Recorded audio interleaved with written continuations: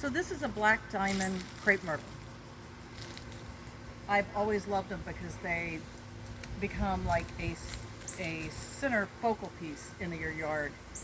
A couple years ago, I had it over, I don't know if you can see in the background, I had it by the fountain, and it really took away from the fountain because they don't get really tall. This would make it a little bit taller and maybe a little bit fuller, but they put on a show when they put on their really bright red flowers against the dark leaves. So when I moved it, I noticed that I had a bunch of little tiny sprigs like this over in the flower bed.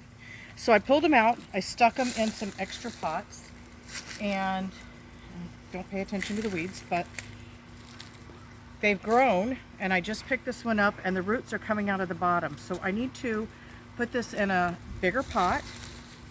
But first, what I'm going to do before I upset the roots, I'm going to trim it a little bit. So I've already done one. I want these to get bigger, and I want them to be more like a tree, not real short and bushy. So this is how I will trim it. I'm going to pull the weeds out, and I'm going to take off any of these small suckers at the bottom. So this one here, I'm going to cut off.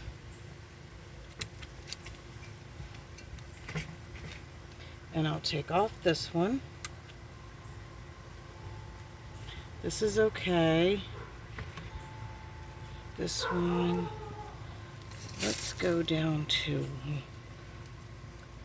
So I'm clipping off these little sucker branches because it takes away the nutrients from the top.